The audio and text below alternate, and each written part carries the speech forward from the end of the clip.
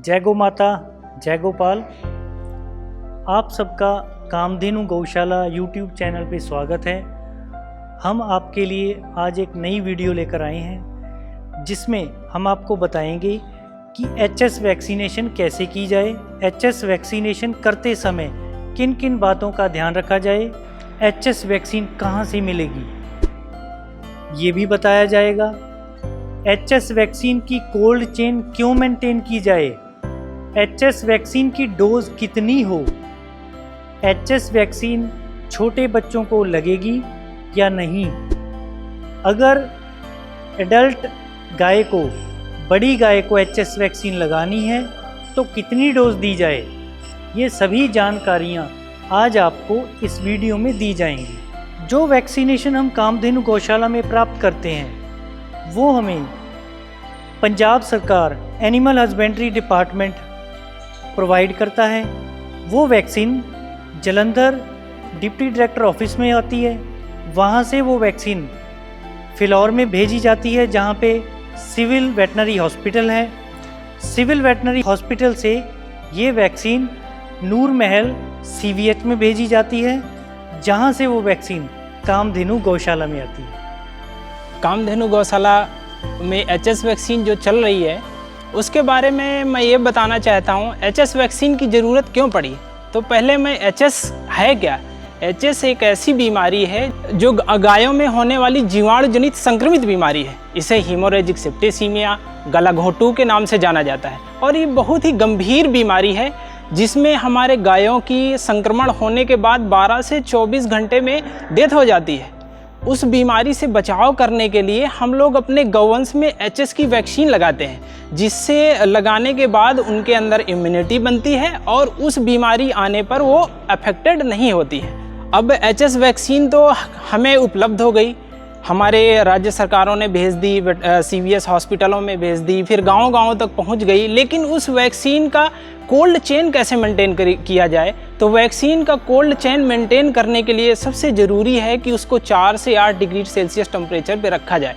अगर हमारे पास फ्रिज है तो फ्रिज पे रखा जाए, अगर फ्रिज नहीं है तो उनको आइस बॉक्स या बर्फ़ के साथ रखा जाए, ताकि जो भी वैक्सीन है हमारा वो प्रॉपर वर्क कर सके, अच्छे से कार्य हमारे गौवंश पर कर सके, ताकि जब बीमारी आए तो उससे लड़ने की क्षमता को बढ़ाया जा सके। गोपाल को अगर मैं छोटे किसानों की बात करूं, छोटे किसान भी इस वैक्सीनेशन को लगा सकते हैं। उन्हें ये वैक्सीन राज्य सरकारें उपलब्ध करवाती हैं। ये वैक्सीन सिविल वेटनरी हॉस्पिटल में आती है, वहाँ से डॉक्टरों की veterinary officer, veterinary inspector class 4 ये टीम गठित की जाती है। वो टीम गांव-गांव जाकर, घर घर जाकर ये वैक्सीनेशन करती है। तो इस तरीके से छोटे किसान जिनके पास एक तो गाय है वो भी इस वैक्सीनेशन का लाभ प्राप्त कर सकते हैं। गलघोंटू के टीकाकरण में हमें कितनी डोज लगानी है, कितना कब लगानी है, उसका शेड्यूल कैसे बनाना है, छोटे बच्चों में कितनी लगानी है, बड़ी गौवंश में कितनी लगानी है। तो छोटे बच्चों की अगर बात करें, 3 महीने से 8 महीने के बीच में हम 3 ml डोज लगाते हैं और वो सबकट लगती है, चमड़ी के नीचे खाल खींचकर लगाते हैं। और बड़े गौवंश की बात करूं तो 5 ml सबकट लगती है। गलघोंटू का टीकाकरण साल में एक बार, मार्च से अप्रैल के महीने में, ताकि जो गलघोंटू की बीमारी है वो हमारे मानसून आने से पहले उसका टीकाकरण हो जाना ज़रूरी है, क्योंकि जो भी गलघोंटू की बीमारी है वो हमारे बरसात सीजन शुरू होने से पहले बरसात में ज़्यादा प्रभावी होती है। तो उसको बचाव करने के लिए हम मार्च से लेके अप्रैल के महीने में लगाते हैं। जो गलघोंटू का टीकाकरण है वो साल में एक बार लगाया जाता है। अगर कहीं पे हमारा गलघोंटू की बीमारी का संक्रमण ज़्यादा है तो वहाँ पे साल में 2 बार भी लगाते हैं। अगर 2 बार हमारे क्षेत्रों में, कहीं भी क्षेत्रों में अगर संक्रमण ज़्यादा है तो वहाँ पे साल में 2 बार गलघोंटू का टीकाकरण करवाएं और अपने गौवंश को इस एचएस बीमारी, गलघोंटू की बीमारी से बचाएं। अपने गौवंश में एचएस या गलघोंटू का टीकाकरण करवाएं।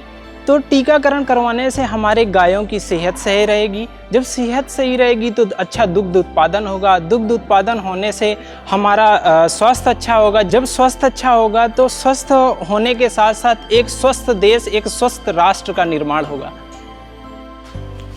आज हम अपने कामधेनु गौशाला में गलाघोटू का टीकाकरण करने जा रहे हैं, तो उसमें हमें क्या क्या सावधानियां रखनी है, इसको मैं आप लोगों के साथ साझा करने जा रहा हूं। सबसे पहले हमको ये ख्याल रखना है कि जो हमारे बच्चे छोटे हैं, 3 महीना से कम हैं, उनको हम वैक्सीन न लगाएं। जो 3 महीना से बड़े हैं उनको वैक्सीन लगाएं। और कोई गाय या कोई गौवंश हमारा बीमार है तो उसका टीकाकरण नहीं करना है। हमें ये ख्याल रखना है कि जो हमारी लास्ट स्टेज की गर्भवती गायें हैं उनको हमको वैक्सीन नहीं कराना है। जो 9 महीने की गर्भवती हैं, जब वो बच्चा दे दें उसके बाद हमको वैक्सीन ज़रूर कराना है। और हमको प्रोटेक्टिव हैंड ग्लव्स दस्ताना लगा के रखना है, गमबूट पहन के रखना है। और गाय को पकड़ते समय हमें बहुत ध्यान से पकड़ना है कि पकड़ते दौरान कहीं उसको चोट ना लग जाए या उससे हमको चोट ना लग जाए, तो इस चीज़ का हमें बहुत ख्याल रखना है। गौपालकों गलाघोटू का टीकाकरण करते समय हमको फर्स्ट एड किट यानी कि प्राथमिक उपचार अपने साथ में रखना बहुत ज़रूरी है, क्योंकि कभी कभी गायों को बांधते समय, पकड़ते समय वो फर्श पे गिर सकती हैं और उनको चोट लग सकती है, उनको घाव हो सकता है। तो उसका उपचार उसी समय सही टाइम पे हो सके, इसलिए हमको प्राथमिक उपचार या फर्स्ट एड किट साथ में ज़रूर रखना चाहिए। फर्स्ट एड किट में हम साथ में दर्द निवारक औषधि जैसे मैलाक्सिकाम है और एंटी एलर्जिक दवाइयाँ, एविल एंड घाव के लिए आइंटमेंट जैसे हिमैक्स मलहम है या कोई पोविडीन, बीटाडीन, आयोडीन है, उसको साथ में रखना ज़रूरी है। साथ में काटन, गाज ये साथ में रखना बहुत ज़रूरी है, जिससे हम अपने गायों का सही तरीके से इलाज कर सकें और उनको स्वस्थ रख सकें। ये तो बात थी वो किसान जिनके पास बहुत कम गायें हैं।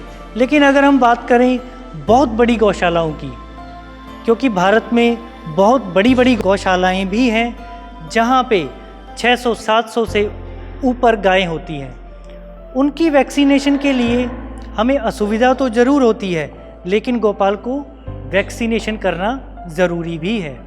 इतनी बड़ी गौशालाओं में आप क्या कर सकते हैं? सबसे पहले अगर तो उस गौशाला में टैगिंग हुई है, आइडेंटिफिकेशन यानी कि टैग जो कि गाय के कान पे लगाया जाता है, उस पे नंबर होता है जिससे कि ये पता चलता है इस गाय का नंबर कितना है। अगर वो टैग आपकी गौशाला में है, वो बहुत अच्छी बात है। उससे आप क्या कर सकते हैं, आप रिकॉर्ड रख सकते हैं। जिस भी गाय की आपने वैक्सीनेशन कर दी, आप उसका नंबर नोट कर लें। इस तरीके से आप सारा रिकॉर्ड रख सकते हैं कि किस गाय की वैक्सीनेशन आपने कर दी है और कौन सी गाय वैक्सीनेशन के बिना है। कई गौशालाओं में क्या होता है, टैगिंग नहीं हो रही, गौशालाएं बहुत बड़ी हैं लेकिन हमें वैक्सीनेशन भी करनी है। उसके लिए आप क्या कर सकते हैं, मार्केट में बहुत बढ़िया मार्कर अवेलेबल हैं। वो मार्कर अलग अलग रंगों के हैं। अगर मैं सिंपल बात करूं तो आपके घरों में चूना भी होता है। चूना लेकर मार्कर का उपयोग करके आप इस वैक्सीनेशन को कर सकते हैं। मान लीजिए आपने किसी गाय के वैक्सीनेशन लगा दी, वो मार्कर आप उसके कुकुंद पर लगा सकते हैं या फिर उसके माथे पर लगा सकते हैं। अगर मैं चूने की बात करूं, चूना भी आप इसी तरीके से उपयोग कर सकते हैं।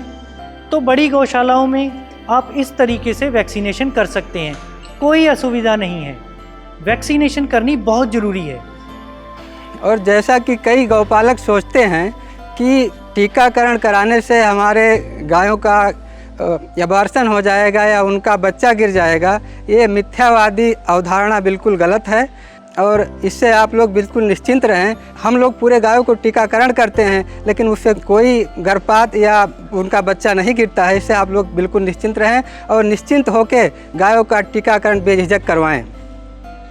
गौपाल को गलघोटू का टीकाकरण आप ज़रूर करवाएं। अगर आपने ये चूक कर दी, अगर आपने गलघोटू का टीकाकरण ना करवाया तो आपकी गाय अपने प्राणों से हाथ धो बैठेगी। लेकिन मैं जानता हूँ जो गौपालक होता है ना, वो अपनी गाय से बड़ा प्रेम करता है।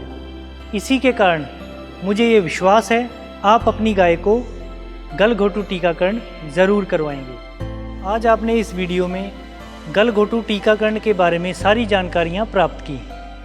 अगर आपका कोई भी प्रश्न हो कि गलघोटू टीकाकरण कैसे किया जाता है, कब करना चाहिए, कोई भी प्रश्न हो तो आप हमारे कमेंट बॉक्स में कमेंट करके बता सकते हैं, पूछ सकते हैं।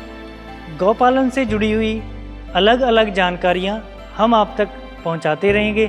कामधेनु गौशाला यूट्यूब चैनल को सब्सक्राइब करें, बेल आइकन दबाना मत भूलें, क्योंकि हम चाहते हैं कामधेनु गौशाला से जो भी वीडियो अपलोड हो वो आप तक ज़रूर पहुँचे, सबसे पहले पहुँचे। इस वीडियो को लाइक करें, शेयर करें, कमेंट ज़रूर करें।